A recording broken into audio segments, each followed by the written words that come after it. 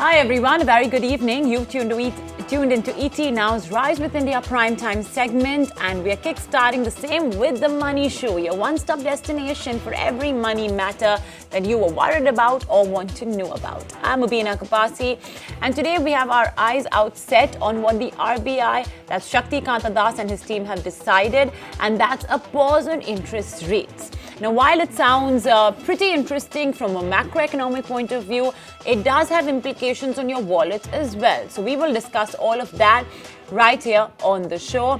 How will it change your EMI bill, or perhaps may not change your EMI bill as well, is something we'll be discussing. So if you have any questions or queries on your loans, on what should be a strategy, if you do have a current existing home loan and if you want to switch out of it, or an auto loan, or want to know about personal loans, Anshuman Mishra of Loan Adda will be with us.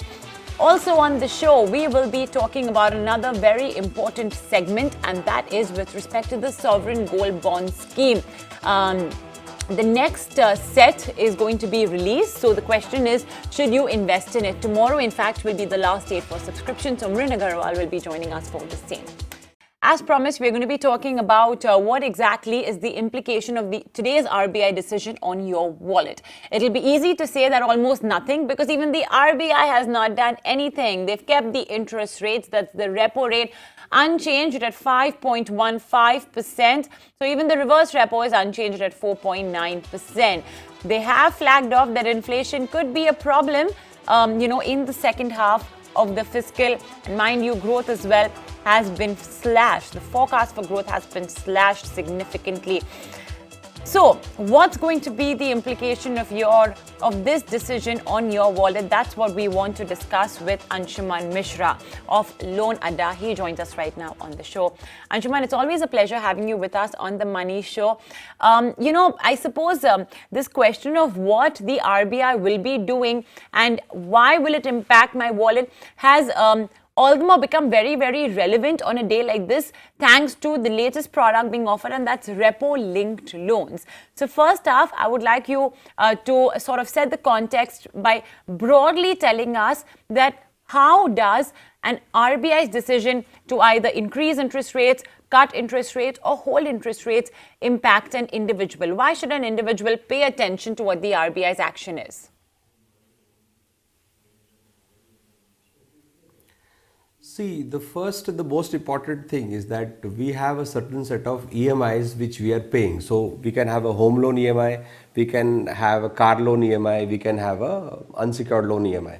So what happens is that home loan EMIs constitute roughly 55% of your salary. So 55% of whatever your income, a majority, let's say 80% of the people have some sort of home loans.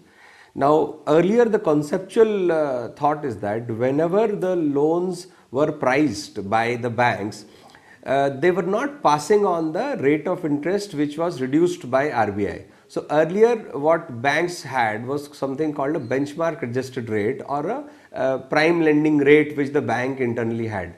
Now this RBI repo rate linked lending rate basically means to say that once RBI reduces the rate, the bank has no option but to reduce the rate, which basically means that if you have taken a 1 crore loan on which you are paying a 1 lakh EMI, and let's say you are paying it at 8.75%.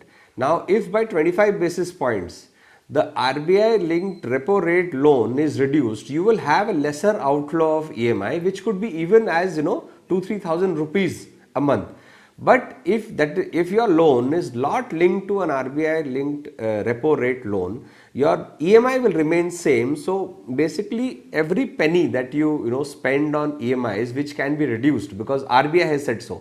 So technically today what RBI said is that we are having a status quo and we are having a look at how things will go on. It may reduce, but over the last 2 years RBI has actually gone ahead and reduced the rate of interest of a lot of loans.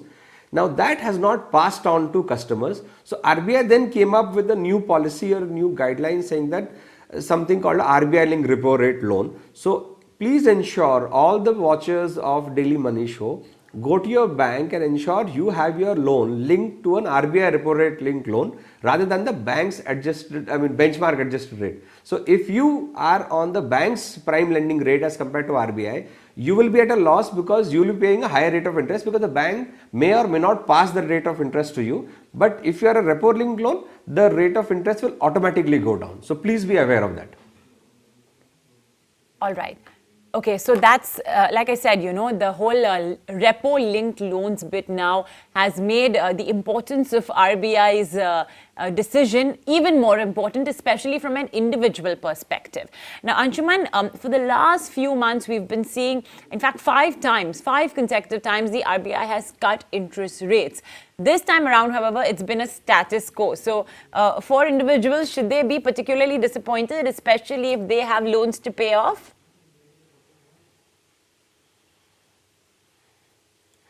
See, in the last 5 months, the people have the rate of interest has not gone down by the banks per se. But if you are in a repo linked loan, people are not disappointed. A lot of people have reduced the rate of interest, or otherwise some people have done a balance transfer of a loan to a lower rate of interest to a bank. So because RBI as a systemically the rates have gone down. So across the board for people, at least for the majority of the people, the rates of interest have gone down. Okay, so yeah, gradually, of course, the RBI has been cutting rates. Actually, I wouldn't say gradually because it's 5 consecutive times. And in turn, if you have a repo-linked loan, then automatically, obviously, your interest as well has come down. I think the classic example would be a State Bank of India. I'd request my producer to just pull up that chart, and you will be able to see that straight away, the repo rate is used as the base. That's 5.15% currently. And then added to that is the markup, is basically the spread, which also depends on what your credit score is. The lower your credit score is, the more will be that markup or that spread. Yes. And accordingly, the total interest rates have been charged by State Bank of India. If today, let's assume that, Shaktikant Das would have said, I'm going to cut the interest rates by 25 basis points, then that repo rate would have gone down to 4.9%. And accordingly, the total interest rate would have gone down to 8.05%. So it's absolutely transparent, very simple to understand.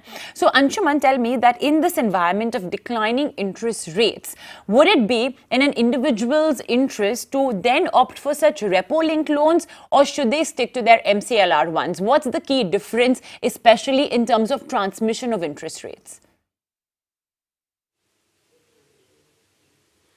See, MCLR and repo rate, the basic difference is that MCLR, you are at the mercy of the bank.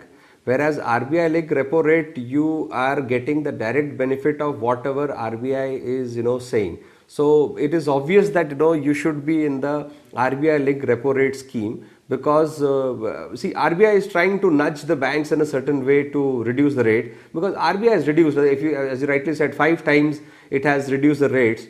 But 5 times, majority of the customers have not had 5 times reduction in the rate of interest. They are not seeing their EMIs, going down, unless they are doing a balance transfer. So what we need to see is that a clear demarcation that RBI linked repo rate is the thing to be. It is your loss and the bank's gain if you are not aware that you have to be in RBI linked repo rate. So please shift your loans to repo rate linked loans to the bank, or go to a bank which is giving it more freely. So do not stay with MCLR, go to RBI linked repo rate loans with any bank or NBFC which you are having a home loan from. Okay. Now, Anshuman, I'm going to also ask you to step into the role of being an economist and do some crystal ball gazing. We all know that onion prices have been shooting up, and, the RBI as well has said that, listen, the inflation perspective does not look that great. The second half inflation forecast has already been upped. Now, basic economics, if inflation goes up, then the RBI should basically increase interest rates. That's, of course, we have the problem of growth as well. So it's a twin trouble, which requires 2 contrasting solutions by the RBI. So is there a possibility that interest rates are going to stay where they are right now? Because accordingly, individuals as well should take the decision on what sort of a loan should they take out if they want to take one out right now.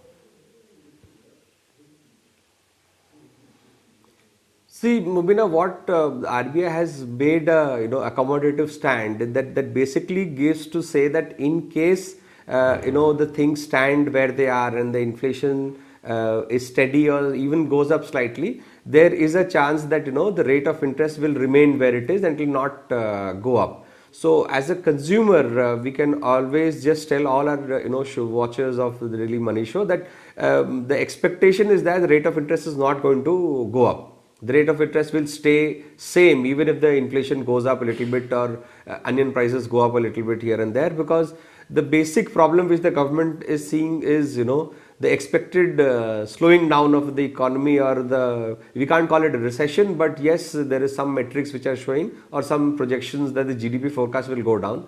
So the RBI has tried its level best to ensure that the GDP goes up or there's some money circulated in the market. So lowering the rate of interest is going to really help it, but increasing rate of interest will not help it. So they are not looking at increasing rate of interest. So we don't expect, at least I don't see RBI increasing the rate of interest for the next 3 to 6 months.